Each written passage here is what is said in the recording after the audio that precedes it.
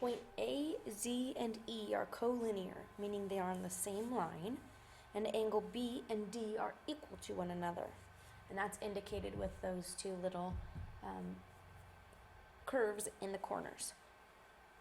What can be concluded about ABZ and EDZ and justify your answer?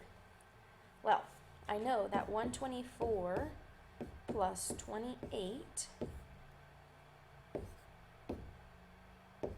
makes 152, and if this is collinear, that means that the total should be 180.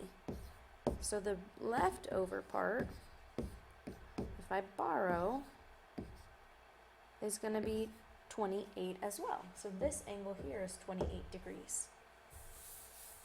I was told that this whole side length here is 9.2 centimeters, and this chunk is 4.6. When you subtract,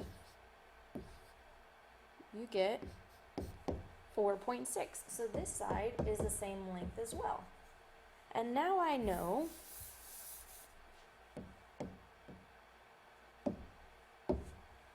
side, angle, angle. And on this one I have side, angle, angle. So by side, angle, angle, we know,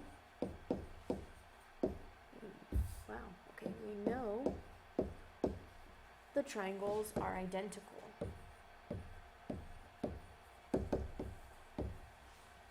Because side, angle, angle is enough criteria to make identical triangles.